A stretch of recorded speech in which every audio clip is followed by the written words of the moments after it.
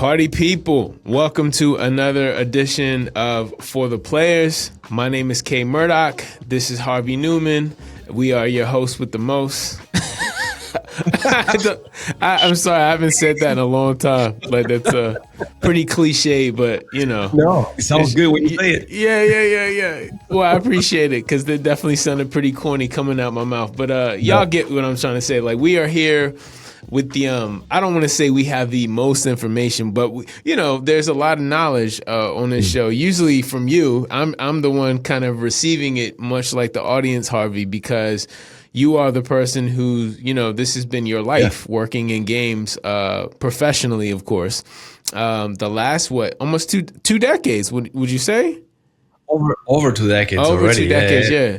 And 2022, yeah. That's 2020. Wow. 2002. Okay, so it's 22 years. Yeah. If your professional career was in uni, as you all say over in the across the pond, you would have graduated by now. 22 years? Yeah. That's what you all say, right? Uni. We say college or university, right? Okay. Well, anyway, enough about it. Confuses me. Right. My background professionally, for those who don't know, is I've worked as a my first job was in satellite radio and radio they called us audio animators, which is pretty cool because it's the idea of bringing what you normally would see to life through sound, which I always loved that title. Audio engineer, music producer, which is how I know Harvey. Sound designer. I've done voiceover. I've lived in the world of audio. That's why I just say Kyle creates audio, because I've probably done it all at this point, and still learning. But that being said, we're starting out this episode of For the Players. Before we got on and we were offline talking, Harvey reminded me this season, and it's probably just because you're so entrenched in this, and I'm still kind of getting my feet wet. But this is award season when it comes to games. So let's talk about, like, first off, like, because here in the States, like, the definitive, there's this award season obviously too for like media, like for movies and stuff. But in music, in the States, the definitive, like, the thing everyone is trying to win is a Grammy, right? Just like in movies, it's an Oscar. I think you all have the BAFTAs, right? Yeah, and the Game Awards as well. And right, and that's a Game Award, right? And even in I believe the Grammys have expanded to include video game soundtracks, which is amazing. Right.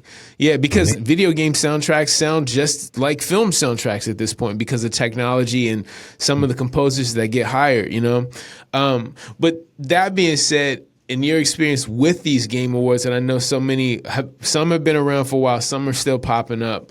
What is the what's the top one to you, in your opinion? To me personally, it's for everybody, but to me personally, I think the BAFTAs are like the top ones, and there's a couple of reasons why they are the top ones. I think most gamers see the Game Awards as the top event because it's very big. It's very American in a way that everything is huge and big stages and big lights and things like that. But I do think the BAFTAs are the best ones out of the bunch. And I actually made a video on my YouTube channel about this. Go and check it out if you have a second. Sorry for the plug. I mean, hey, but it's good content. It is really good content too. I hope so. Yes, but I do. Yes, but like BAFTAs basically, like, imagine if the Oscars all of a sudden just went like, we are gonna do an Oscar, but instead of just being film, we're going to do one specific event exactly the same for games, right? That is basically what the BAFTAs have done, because the BAFTAs here in the UK, they are basically, there's TV BAFTAs and there's movie BAFTAs, and they are basically that for everybody, right? Like, if you actually are here in Europe or in the UK and you are a TV host, or if you're a movie star, like, getting a BAFTA is like the biggest privilege that you have, right? Is the biggest award, like bigger than the Oscars for people here, right? Well, because it's like not just this; it's Europe, right? It's the Okay. Yeah, I mean, it's the UK. It's UK specific. Okay. British British and film, TV, something like that. That's what the acronym stands for, right? But the BAFTA. acronym stands Okay, for. gotcha. Yeah, exactly. Awards. Yeah. Okay. So he started as a film, then went to TV, and now he has games. As if maybe the last 10 years, maybe 5, 10 years. Okay. And they basically give this everybody the same kind of like light, right? So if you're gonna do this, that's their attitude. If you're gonna do this, we're gonna do it properly. So they actually kind of like rent a place, and there's like TV recordings there, so people can see it on TV if they want on YouTube. There's awards being gifted. Everybody dresses nice in things. And because of the prestige that BAFTAs come along, the award is exactly the same. It looks like a little face of the BAFTAs and stuff. There's no difference. You get a BAFTA, you get a BAFTA, right? Doesn't matter if it's games, TV, or film. There's no more prestige than less prestige. And what I like about it is that games for the longest time, and I still have PTSD about that, they've been seen as like a little less than the rest of the media, like, out there. And because we are the new kid in the block, right? Right. Books have been around for a long time. TV has been around for a long time. Film has been around for a long time. Even photography has been around for a long time. Course. So whenever you get an award for those specific things, it's normally like the best thing, like Grammys, music, like Oscars, film. There's always something, right? And they have prestige. So we're kind of lacking a little bit of that magic. And I think what I commend the Game Awards for is that they're trying to do exactly that specifically for games. So they're trying to be the Oscar of games, the Oscars of games. But BAFTA is already established, right? Over I think it's over. I think it must be like over 100 years that it's been around. They've been around for a long time. So because they've already been established and they're giving a shine, it's like, a double kind of like kudos to you, right? So it becomes really nice. And I myself would like to get a BAFTA one day if I'm so lucky. So yeah, that's my answer right there. You've had the fortune though of judging them too, right? Like I feel like we've talked about that, like where you specifically, so you'll get people, I guess the committee, the BAFTAs will send you the games that are up for different awards for you to play, which is awesome because you get to judge your peers essentially. Like, is the most fun I have all year when it comes to games and stuff. So BAFTA, just like the Oscars, and I'll continue making this connection just for all of our audience or out there in America. But yeah, they have would be a board, right? The film board or whatever. And then you have to have a certain amount of experience and a certain amount of titles under your name in order to qualify to be a part of the board. And I joined BAFTA maybe, I want to say 6 years ago, maybe 6-7 years ago, maybe. I remember I was ecstatic when I did it. I was working in a studio called Lionhead. And since then, it's been, you can judge, there's two kind of like tiers. There's like everybody that is a BAFTA Games Awards member get sent the games so they can judge them. And then there's like basically different categories. And then you say from like your top choice to your least favorite, what are your favorite, like top 5, top 7 games on this category? So you have audio, you have animation, you have all of the different categories. And this is for everybody. But then after they actually take into account everybody's vote, then they actually have to create a panel that then judges that category, right? So I think it's been 3 times already that I've been one of the judges for the animation category, which then you sit down around the table for about 3 hours with other people that are incredibly accomplished in this field with many years of experience. And then you spend 3 hours talking games, like just going off like about the animation in the game. How good is it? How bad is it? What works? What doesn't? What kind of achievements have they had? And he's just geeking out, just like what we're doing right here, Kyle, about games. Exactly the same, but just with other peers, people that you look up to. So it's actually really nice, man. Is at the end of this meeting up for 3 hours, or is the plan to ultimately reach like a consensus, like we all agree this is the game that should get best animation, or this is the game, or is it more just like is there a moderator there who like keeps you all on task? Because I'm sure things get heated, and people are like trying to argue certain things and whatnot. Yeah, no, absolutely. So there's definitely a moderator there that is Okay. basically called the chair of the Okay. judge of the of Gotcha. the. But then, like, that's the beauty of the BAFTAs, because like you yourself, you don't know who won in the end. Okay. So you select, you filter about 7 to 10 candidates, I think, and you Okay. filter those down to about maybe 3 games that you Wow. think that are outstanding on that category, right? And then Right. you have more conversations about those 3 games, about what makes them good and what makes them bad. Hmm. And then right at the end, like everybody votes, independently on your computer. Nobody can see your computer. So everybody votes, and then they say, well, the votes have been cast. Now we'll know who won on the day. Wow. Do And they? then They don't nobody even knows. let you all know. Or you don't No, find no. out until they announce it at the actual award ceremony. Absolutely. Wow, Yeah, that's yeah, pretty yeah. cool. Like on Okay. the ceremony itself, then you get to know this game got the best category in animation, but Gotcha. you don't know at the end. And Wow. I think that's for the best, because leaks can happen. People talk too much sometimes, whatever it is. So I think it's for the best. You know what I mean? Like it's Right. really. Wow, man, that's so cool. Like I've sat and judged things before, but not to the level of that. That's Mm. amazing. And I'm Yeah, it's sure pretty cool. for you it would be a full circle thing, like you said, if say Worship Jolly Roger or just some other IP you got to work on. But Yeah. so you're telling me, like, with your experience though working in like on Battlefront and stuff like that, none of those got nominated for one? Did they? They did. Okay, okay. There's been a few, but none of them won. Oh man, not even Star Wars, Yeah, huh? I not would even think Star just Wars off the Battlefront. IP. No, well, actually, I lie. At the point that I was working on those games that are like super triple A, super amazing and stuff, there was no animation category within the BAFTAs. The animation Oh, that category sucks. the animation category was actually kind of like created about 3, 4 years ago, I want to So say. after you just finished Exactly. shipping, Yeah. that's crazy.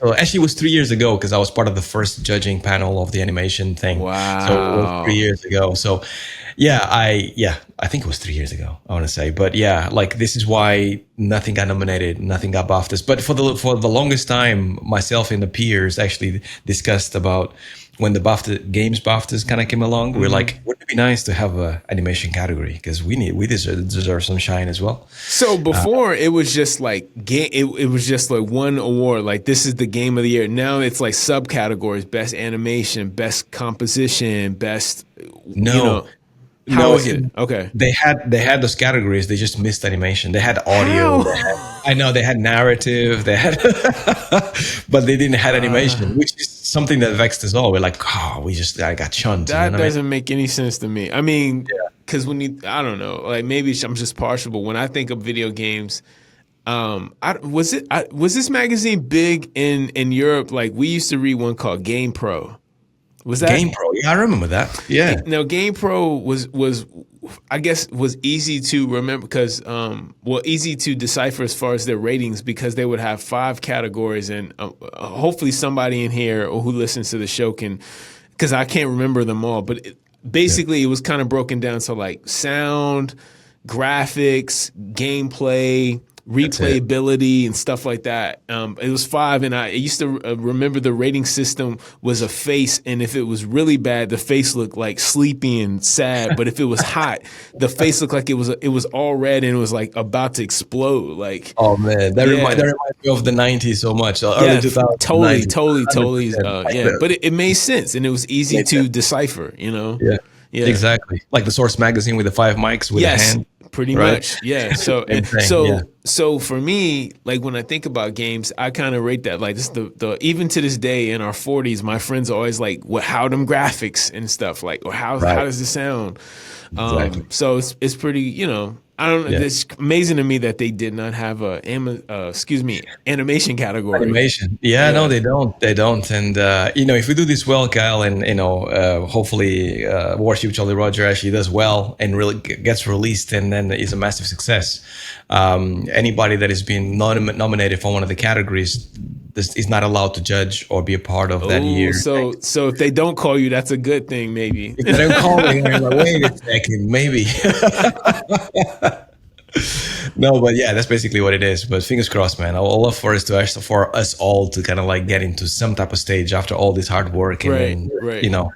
be gratified. I mean, at the end of the day, it's just a statue, but it's just the hard work that you've put in before that point. And let's be honest, like it's being judged by your peers, like what I mean, Yeah, it's one thing. I mean, obviously the acclaim and like fans saying one thing, but yeah, like the people making who also know how it is to make a game and go through this experience, from ideation to the crunch, always yeah. hear about and everything. I think that says something. So even if it is just a trophy, it's still like it can mean something. Especially if that's someone's goal. Like, like I would like to. I think that's motivating. And it's okay to say that.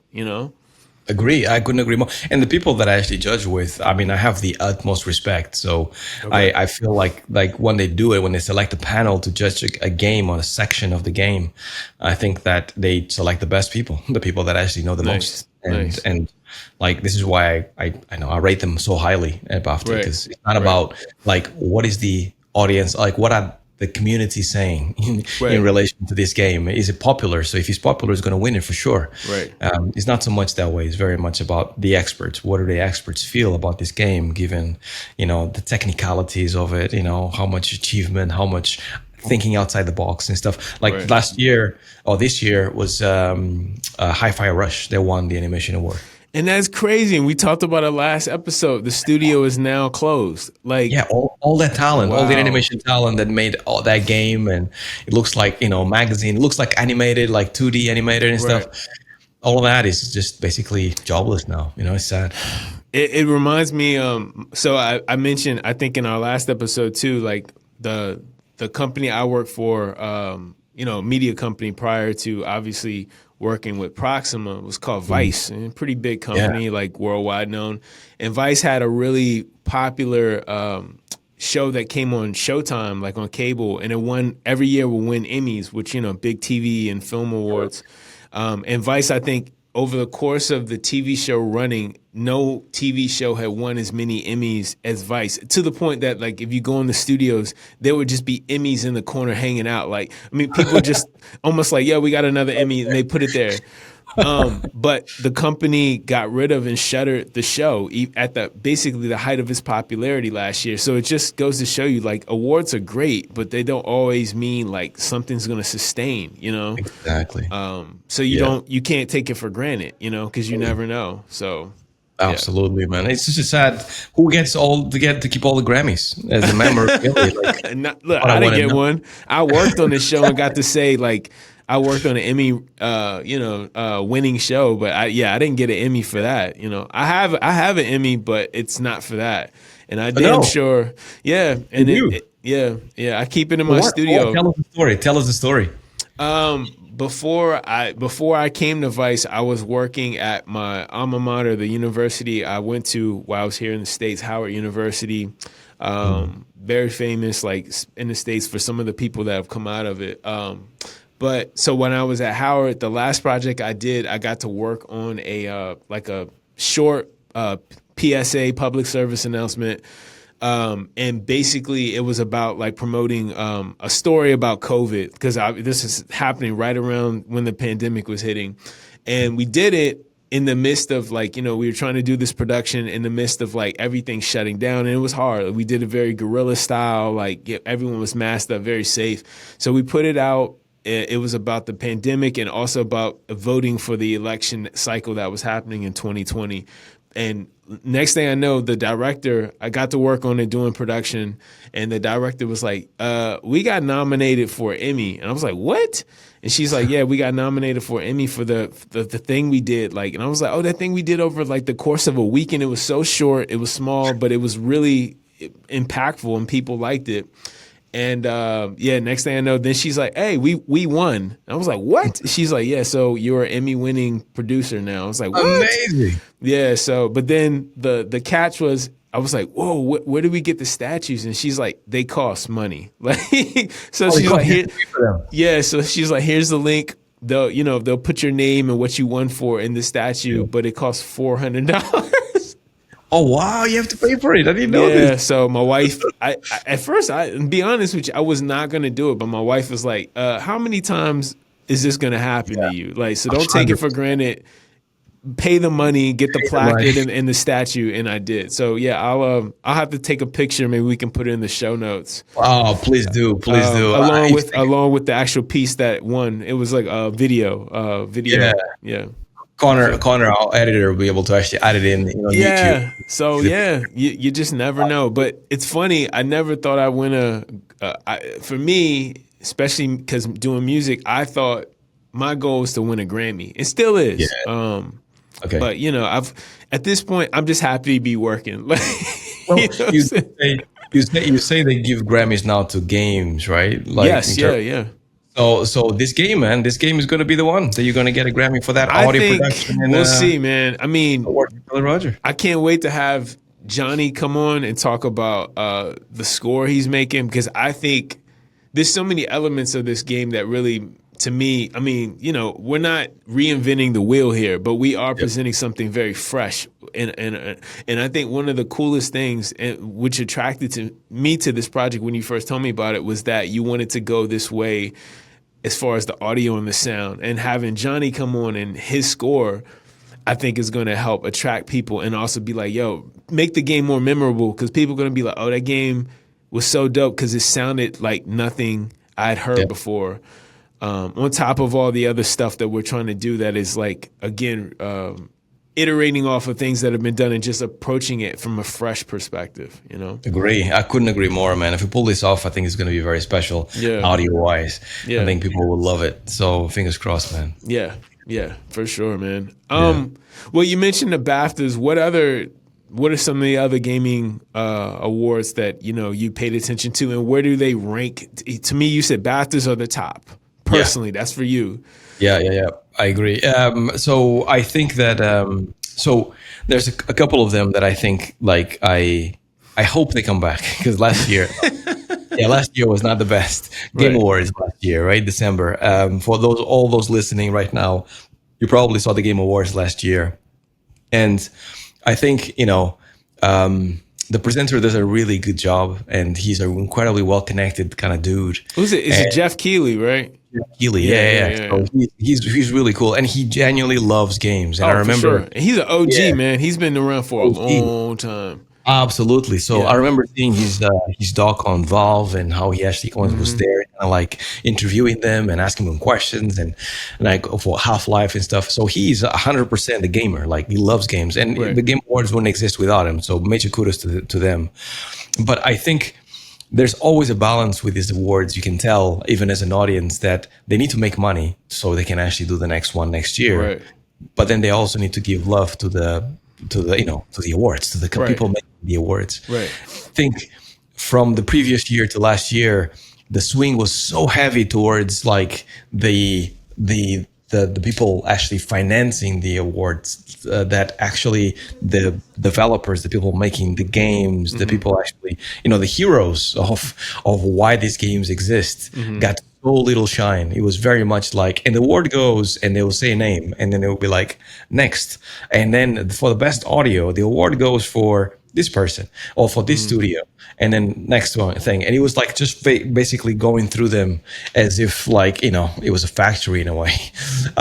So even the people receiving the awards, like, I was putting myself in their shoes. I'm like, if I receive an award for anything, either game design or animation in this way, I'll probably feel robbed, because it's like nobody's going to remember anything. Plus, I didn't get a moment to go on stage and say my piece and talk about how hard it has been, because that's part of the experience. Hold on, so they didn't even have the people come up and like, are you serious? Oh, okay. A handful of them, and it was very, very peppered. And also the people that actually deserved it the most, like, for example, Baldur's Gate, right? Won every award on earth. They gave them... They give them like a minute or 2 minutes to talk, and then as soon as they actually hit those 2 minutes, they will have like a screen that somebody took a picture and went viral on social, saying very much like, wrap it up, and it was like flashing red about like, you need to leave. But then on the opposite end, people like Hideo Kojima, which is another legend, of course, right? Got like 10, 15 minutes, like half an hour to talk, and it was not even about a game that was out, or it was like a Lifetime Achievement Award, maybe something like that. He was talking about the next project that he was going to work on. Oh, it was. You know what I mean? So what Wow. happens about now? Like the people that I hear now, like winning awards Oh, and making wow. games now, like, but because it's Wow. Hideo Kojima and they are friends and stuff. So I don't know. I felt like it was very skewed one way. So I do hope that Jeff kind of got the cues because there was a lot of backlash, Mhm. and then this year he kind of like flips things back to how the BAFTAs are, right? Which is Mhm. very much like because I really believe in the Game Awards. I think they are putting like a really good stamp on the games industry when it comes to validating the work that people do. Mhm. I also think that even though it's like less flashy, like the Steam Awards, like Okay. every year they actually this year was also a little bit controversial, but the Steam Awards are pretty good as well because it's all about the indies and also it's not about the judge. It's very much like about the algorithm of Steam, and then they just go through the games that were more This popular. is right. Right. So it's not. There's no opinion. There's no human opinion and feelings. It's very much like this game did really well in this category, so he wins the award for this much and stuff. Mhm. There's an element of humans, kind of like the public voting as well. So they kind Mhm. of like. But yeah, I think those are really really nice. And then there's many more indie awards coming up. Awards that are basically giving shine to Mhm. the person or the people that are actually not don't have so much light normally, Mhm. which I think we should 100% sing praises to those people because I don't think people realize how many amazing ideas that you can find in any AAA game Right. came from indie games, small indie games doing super cool things. Yeah. Well, let me ask you this: like, I'm obviously finding out a lot about the Game Awards and stuff, and based on categories, do they do it where, like, is it a blanket thing where you could have like a indie or double A studio competing with a triple A for like Game of the Year, or is it also broken down to like the best AAA studio game of the year, the best indie? Okay, well, actually, Yeah, that's yeah, kind of cool. So it's like yeah. a bit of a Everybody, level playing field, you know? 100%. And Okay. it's great because the last few years, every single, maybe even Baldur's Gate, actually, if you think about it, like before Baldur's Gate became as big as it is now, if you Hmm. think about it, about 2 years, 4 years ago, it was not considered mainstream AAA like massive game, right? Mm-mm. It was considered very niche, like Right. Very the much. Yeah. very very niche. Is only huge now because everybody's talking about it, everybody's Right. playing it, and the Right. industry shifted to a place where people love those type of games now. Hmm. Same thing with Elden Ring, right? But I do think that games like It Takes Two, I don't know if you heard about it, Oh like yeah, it yeah, yeah. That's a great couch game. co-op, Yes. right? Yes. So that was actually an indie game. And like I don't know, I actually met the owner. Like he used to Yeah, work you with them. told us last Yeah, episode exactly. about the story about seeing them He's and being like, like, "Hey, they're working on." yeah, I love the fact I love the fact they achieved so much, and I actually take a lot of inspiration from that studio for us here at Proxima as well. Right. And it's part of the reason why I started Proxima because seeing like the rise of supermassive Hmm. studios and Hazelight and stuff. Yeah, it's great. Hades as well. I mean, Hmm. you know already. Super Supermassive is giant. not Yeah. Yes. Supergiant Games. Hmm. Sorry, not Supermassive. Supergiant Games is not a big studio whatsoever. They have about 30 to 40 people. Still one game of the year as well. So they have quite a lot of those that are basically like just catapults the studio to another level as soon as they Hmm. win their award because all of a sudden they beat everybody else. There was like the Spider-Mans of the world and the God of Right. War stuff. Right. Beat everybody and they became game of the year, right? So it must be insane to feel that feeling. Wow. What have and speaking as someone who's watched these awards, what I mean, if you are okay with sharing, Yeah. has there ever been? We'll do both ways. Has there been a game that you played that you were like, this has to be game of the year, or like whatever that didn't get recognized at all? And on the conversely, the flip side, Mm. what game were you like scratching your head, like how what did this get? How did this win? Yeah, that's a very good question. So I want to know your opinion about this as well, just so you Okay. know. Okay. Those Okay. two are great questions. So yes, so the games that actually I'm still scratching my head on why is the games that existed before Game Awards existed Okay. because I was there. So there was many games over the years that you played and you put the controller down, and you know this already, Kyle. You put the controller down and you finish the game and you're like, damn, that was an amazing experience. Right. Like, I want to go back to this world. And then it feels very much like any game that you play after that doesn't really scratch that itch. It just feels like something is missing because that game was so amazing. And to me, there's been lots like over the years. Portal is the first example that comes to mind. Splinter Cell. Okay. Back in the day, like, I mean, so cool to actually kind of like finish that game. Ninja Gaiden, we're talking about it the other day. Yes. Well, that was amazing. Onimusha was beautiful. That game came out on PS2. Like everybody was talking about the graphics. It was the equivalent of seeing Elden Ring right now, right? Like when people talk about the difficulty level and the beauty and all that stuff, it was amazing. I mean, there's so many more after that, like that I've actually been like, wow, it's really amazing how these games never got recognition. I almost wish there was a thing where a part of each game awards where they will go like, and we recognize this game that was like 10 years, 15 years old, 20 years old for an achievement in, I don't know, graphics or achievement in audio. Like, I don't know, like, you know, what's the name of that? Katamari? Oh yeah, Katamari Damacy. Yeah, like exactly for game mechanics, like award, like we recommend, like, or you know, like there's so many, Parappa the Rapper, or Fed, or something like that. Just having a section of the game awards where we recognize this game for their achievements, even though there was no game awards back then, like, you know, Tony Hawk when he first came out and things like that, because those games kind of like had an imprint in the games industry so big that people still take their inspiration, their mechanics, their ideas, and you kind of create genres out of these things. And I think they should be recognized for their achievements. It's really cool. No, I totally agree, man. Like hearing you talk about some of those games, I remember, watching. I never personally played Splinter Cell, but one of my good friends, he was all about like Tom Clancy stuff, and he loves what was the guy, Sam, what was his last name? Sam Fisher. Sam Fisher, yeah, he loves Splinter Cell.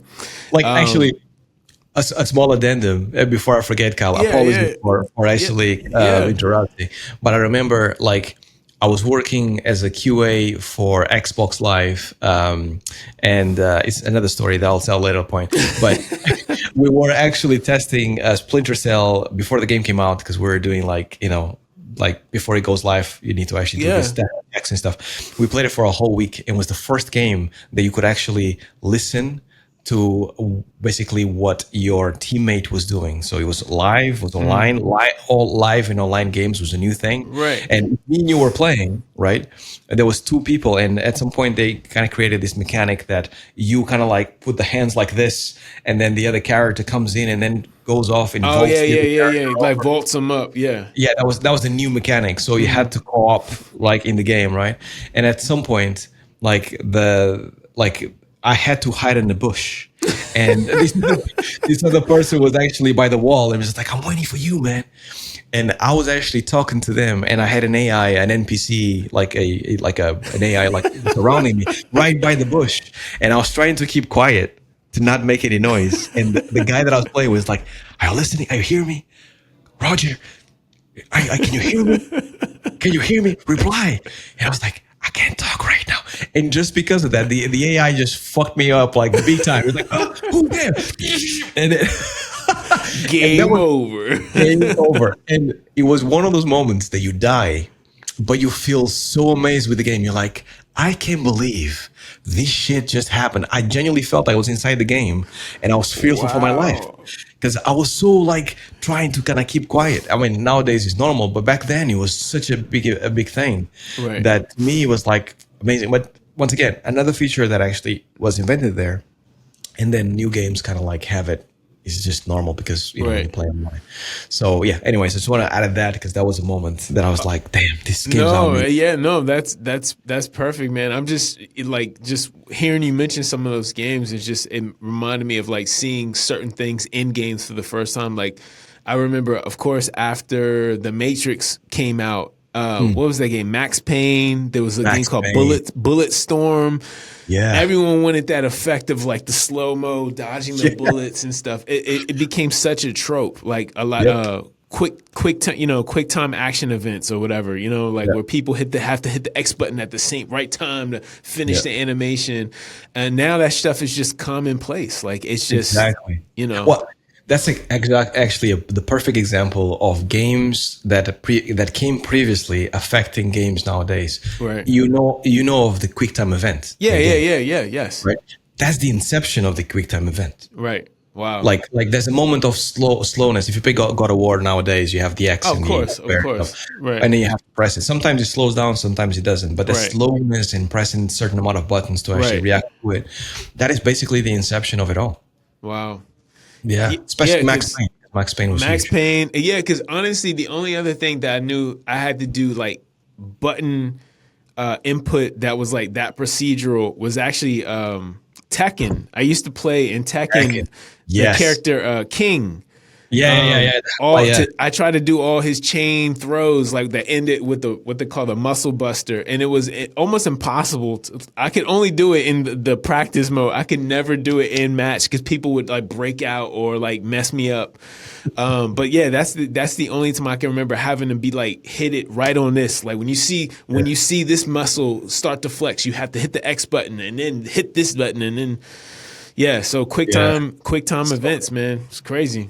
So cool. Cool. Yeah. Like I don't think there's any game that I actually thought like they shouldn't really win the award. Maybe no shade. Or just surprised. Yeah, like surprised.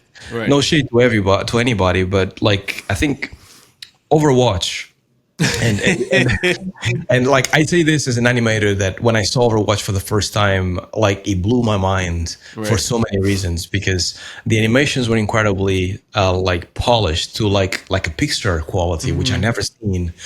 Plus, when I worked previously in first-person games, and if there's one thing that you do all the time in first-person games is that you're trying to shave frames, like try to make any action as quick as possible so you don't punish the player from doing anything, which equals that animations are really ropey. So if you think about Call of Duty back in the day, it doesn't matter which one it was, like normally it's like a tween, like a tween is like going from one post to the other. A tween from one post to the other so he can get you there as quick as possible because he needs to be responsive. The name of the word of the day is definitely responsiveness, and they managed to do responsiveness plus polished animations in one game, which was amazing, right? Wow. So that to me blew my mind. However, I was surprised when they won the game of the year because that year there was so many other games, and I was so used to seeing single player games winning it every day, every year. Because it was like a shift, right? Yeah, that's because as awesome as Overwatch is. And as cool as it is to play with your friends, it's not a single, a singular experience that it can be memorable for yourself. And I think most game of the years are normally that, right? Like singular experiences that you experience yourself. Of course, yes. Like Zelda or God of War or exactly. Elden Ring, right? Like you just feel accomplished by the end of it because you did something. Right. Overwatch was not that. So that was the only one that perhaps was slightly more like, I'm not too sure about this, or what does this mean for games in the future? But they came back with a single player narrative, so it's all good.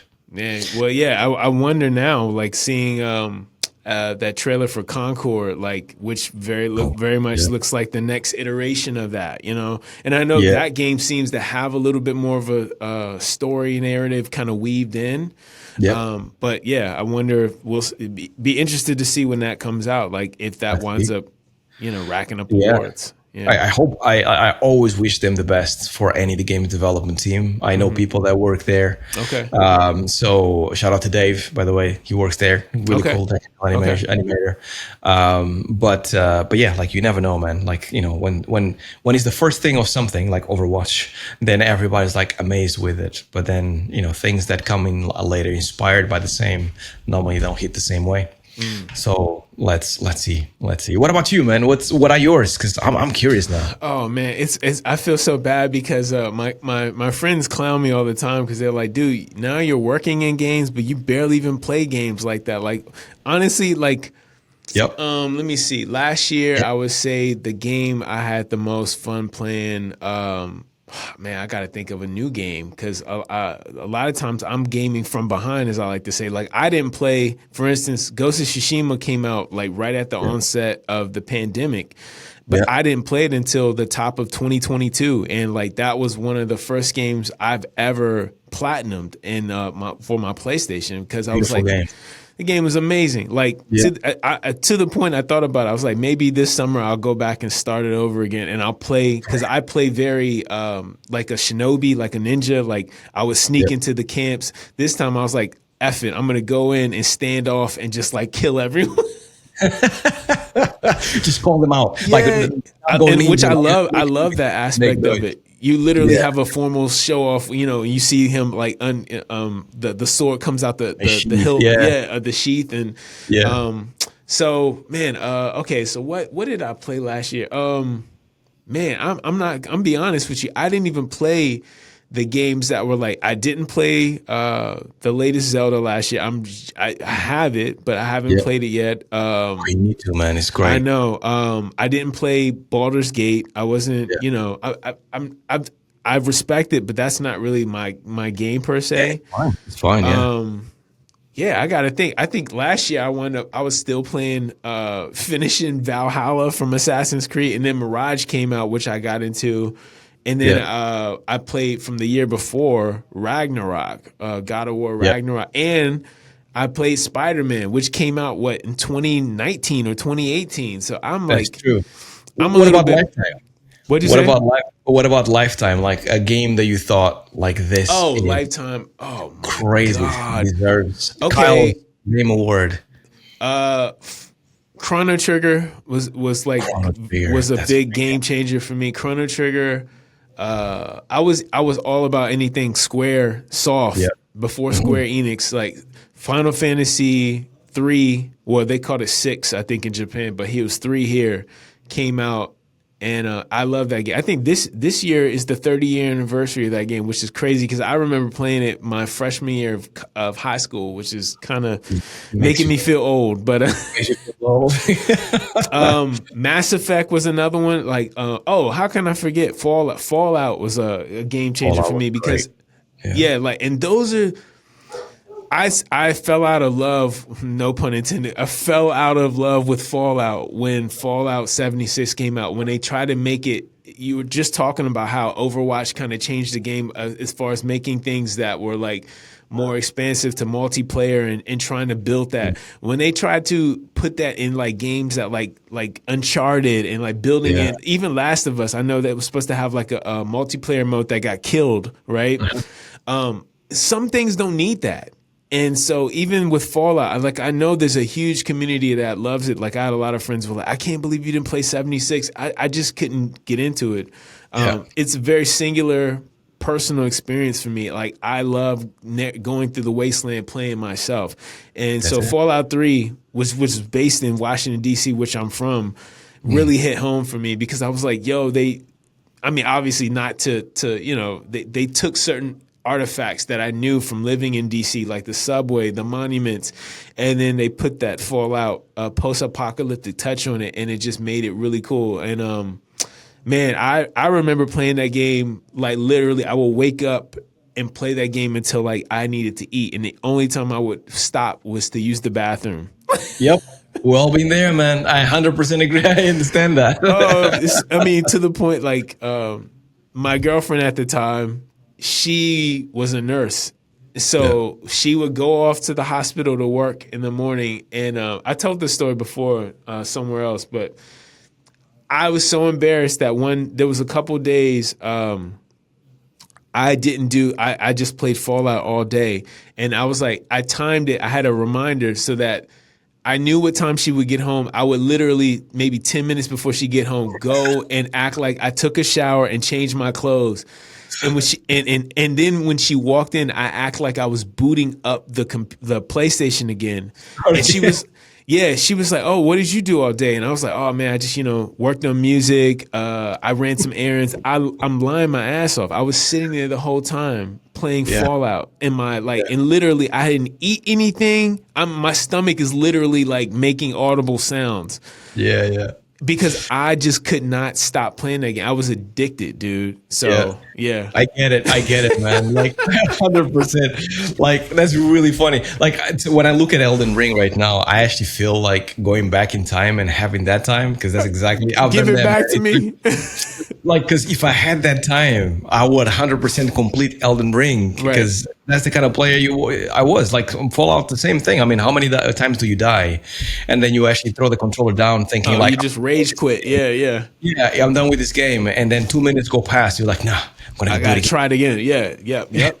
Like that kind of goes out the window when you have a family and all that stuff. Like much faster. You quit, you die. You're like, well, that was a good run. Yes. I'm gonna go and take care of my daughter now. Yeah, I would never do that. Now, mind you, this was 2008 or 9 when Fallout 3 was a thing. Like, I'd never do that now. Like, honestly, like I have to make time now to play video games. Like, night when my daughters go to sleep is when I'm like, okay, am I going to spend an hour or two playing video games? So, like recently I've gotten back in the habit of doing it, and I realized like I need that. I need that escapism. I need that me time to just disappear into my another world.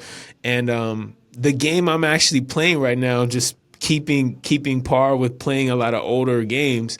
I was a big fan of this series. Oh man, what is this series? Oh, Dishonored. Dishonored, that was a good series. Yeah. Yes. So I never played this is how I bought the second one years ago on PlayStation 3 or 4, and it transferred over. So when I went through my library this weekend, I found it. I was like, oh, I bought the DLC to 2 and everything. So I'm playing through Dishonored 2, which is like a 5 or 6 year old game at this point. Classic though. Yeah, and I love it. I forgot how much I love the mechanics of like playing stealthily, but from first person. It's so cool, Yeah. No, Arcane is an amazing studio. Yes. Like after you like horror movies and you like horror. Oh my god, dude! Yes, you like horror games as well. Of course, Evil Within, Resident Evil, and Silent Hill. Those are my games. Perfect, because if you do the game that you have to actually kind of like play after you finish Dishonored, obviously. Right. It was this game that I played, and I didn't play it enough, unfortunately, because I don't enjoy horror games. Oh, okay. Like the only game that I completed that was a horror game was Silent Hill, and that's it. Well, God bless you, because that game is crazy. Like, yeah, that was, but that was the times as you mentioned. PS2 that I had nothing to do, and I bought this one game because of hype, and I spent all my money on this one game, so and you I had to beat it. Yeah, and I'm like, I don't have anything else to play, so I guess I'll go through the pain of it all. But the game that I'm referring to is called Prey. Oh, I've heard about this game. Prey, and this game, Kyle, I kid you not, is short, but the ideas behind this game, and I feel like I want to talk about it, but I can't. Okay, I'm gonna buy it. After I beat Dishonored 2, because I think it's for sale. With your whatever PlayStation. Yeah. So okay. Anybody listening probably knows exactly what I mean, but especially the beginning of that game. Okay. It will actually it will contort your mind in ways that you've never felt before. I'm excited, but also nervous. Yeah, it will contort your mind, but it's because of the creativity behind. Like whoever created, it was Arcane, but like the minds behind that studio that actually created the beginning of that game. Right. Oh, God damn it! It's so easy. I'm so jealous. It's genuinely one of those you look like, I wish I had come up with that idea. It's so amazing. Well, once I get into it, I will let you know, and we'll do a follow-up, building into an episode or whatever. Please do. Yeah, we need to add a disclaimer so it doesn't actually spoil it to anybody that actually hasn't played it yet. Well, I'll table this idea because this is something we had talking about piggybacking off of, the episode today, but I think now we should just save it for another episode because it's definitely something that I feel like deserves its own episode. And I guess just to tease out what that is that I asked Harvey before we went online. I was like, dude, one thing, I'm seeing it now, being in it with the iteration process we're going through with Worship Jolly Roger. But as someone who's, again, worked in games now for 22 years, can you take me through from literally ideation all the way to, I guess, the game coming out and coming to fruition and being a thing like that, a tangible thing you can download or buy, the process of creating a game. So we'll table that and do that for next episode or future episode, because we have some guests that we want to bring on too. But I'm so curious, and I feel like one thing that's been awesome about doing this show is that I'm people tell me all the time, like, I know you always express on the show talking about me, like how much you're learning, but they're like, thank you for asking these questions, because there's just so much about games that just seems like, a lot of people, it's like so covert and almost like mystic arts. Like people don't understand what goes behind making a game. So completely. This is why we started this whole thing, right? It was all about unveiling, since we actually have this studio and we can talk about making games and all that stuff. Normally everybody's under NDA, as Kyle would know, because it's asking different people to kind of join us in the podcast, and then most people say, I need to ask my studio and ask if they can lift the NDA so we can talk. We look, don't get it twisted, y'all. We, especially Harvey, definitely knows people. And I realized I knew a lot of people in different companies, like some high profile companies that do some amazing things too. But yeah, that's been the common refrain when I ask them. They say, let me ask our legal team if I can and I'm like, I'm not asking you to talk about the IP you're working on. I just want you to talk about your experience in games. Yeah, I still got to talk to and I'm like, wow. 100%. Wow. 100%. Things are hardcore. Like just you kind of like talking in public, no matter what public thing it is, podcast, video, YouTube, whatever it is.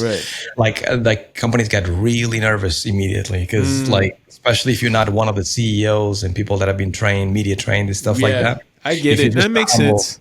The humble designer or the humble animator or whatever, like what is he going to say that is going to compromise the company? So I understand. I understand where they're coming from, but it's a bit of a pain because a lot of these people, as you know, Kyle, they are keen to talk about what they know and share and all that stuff, right? Yeah, it's like, they love talking about it offline or on WhatsApps and Slacks, but I'm like, I want to bring that online and share it with the world. But I get it, and I understand.